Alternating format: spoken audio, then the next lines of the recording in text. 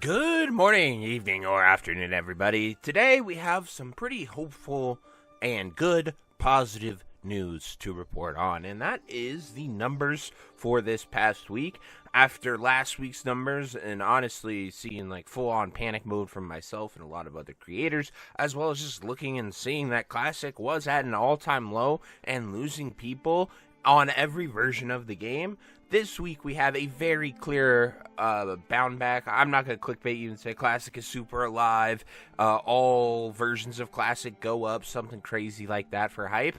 I'm just going to be honest and real with you, and it is refreshing to see every single version of Classic that we have numbers to actually go on the up and up. It's nothing crazy, but it is still good to see growth and positive trending numbers, especially because like the only thing that I can think of is like people are going back to school. Like nothing eventful was happening. Like this weekend it's Labor Day here in US, so like that makes sense why numbers might dip down. Holidays always tend to do that. But like we don't really see much in the form of anything that is too exciting or causing numbers to go down or up in these coming weeks. So anyway, without further ado, let's switch it over to the numbers and dive right into it. So I'll see you then. Whoop. Alrighty, so we are here at the Mists of Pandaria overall population numbers, and as you can see, rating continues to climb. Rating has climbed almost 14,000 from last week, and PvP has dropped another 7,000 players. Honestly, I was a part of both these graphs week 1 and 2, and then I have not PvP'd since because I got all the PvE upgrades. That could be it, but PvP arena's holding strong, and I see a lot of people on Twitter talking about this. I do think MOP PvP actually is higher than retail PvP for whatever reason, but I'm not 100% on that number. I need to look more into data, but it is really good to see people. PvPers love MOP, and they're enjoying it, so that's always good to see. Then, as always, Heart of Fear did come out recently, so this number definitely goes up because of Heart of Fear too. And then we have Toes this coming week, so hopefully Toes will also increase these numbers. And then the grand total is 192,000. Now, this is really good. Specifically, I like to compare MOP mostly to Kata, because the other three are Core 3 Classic and had no competition. Cataclysm is the first one that had a bunch of versions of the game, like Hardcore, SOD, out to compete with. And so as we can see, Kata went 1, 2, 3 peak, and then stagnated, and then went straight down to about 130 to 100k players. MOP has been a slow, steady grind. It started a little bit lower week 1. It did not have that insane leap that Kata had in peak, but it has just slow, steady growth. Like this week 2 stagnant really worried me, going from 180k to 182,000. But now that we see that we're still climbing at 192k, I think we might see this more look like a Classic era chart, just steadily climbing till it peaks. Especially when we get to Throne of Thunder, Siege of Orgrimmar. Those are really good patches, really widely regarded raids.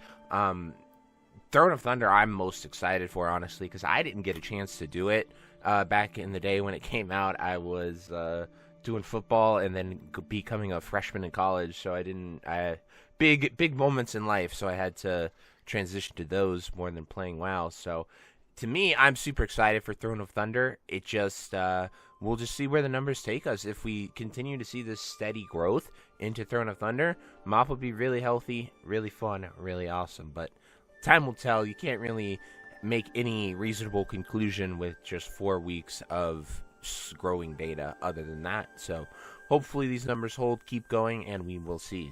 Next, we have Classic Era, which is crazy because they have gained a total of 8 players. So those Classic Era Andes are dedicated gamers. They've been there for 6 years. I don't think they're going anywhere, but just funny to see it go up exactly by 8 numbers. I got nothing more on that.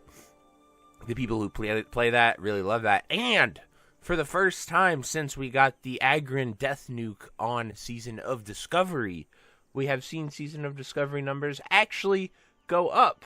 So last week it was 3,093. And this week, it is 3,176. As I said, this is the first sign of growth we have seen since we got the thermonuclear bomb dropped on us right about here and SOD has straight plummeted for months since. So keep on hanging on out there, SOD, and maybe you can get to that core 10K player base that are just dedicated there, playing it and enjoying it.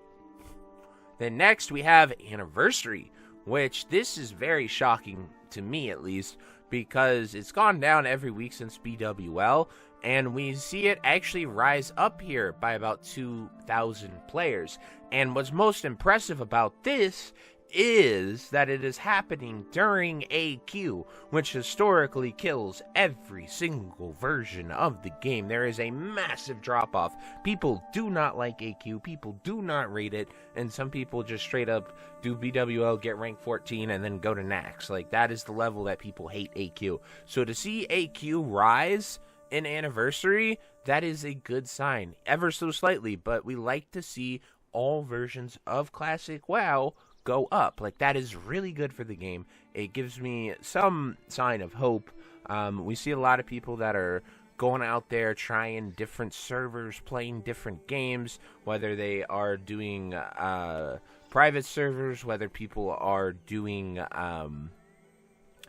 other, like, just straight up other games like OSRS, League of Legends. We're seeing all types of creators go out there and try other new exciting MMOs. So I've even been playing OSRS. If you would have told me a year ago that I would not only be doing Mists of Pandaria, making videos about pet battles and how to farm your crops properly, I would have been like, you are crazy.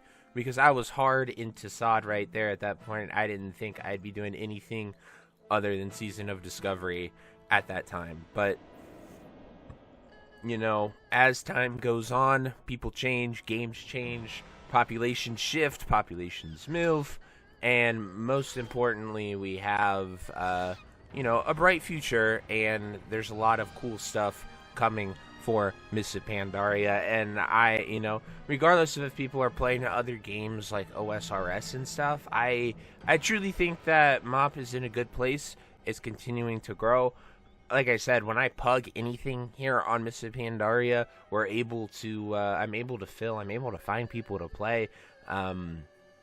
There are a few things that I wish were different that would really help people to play.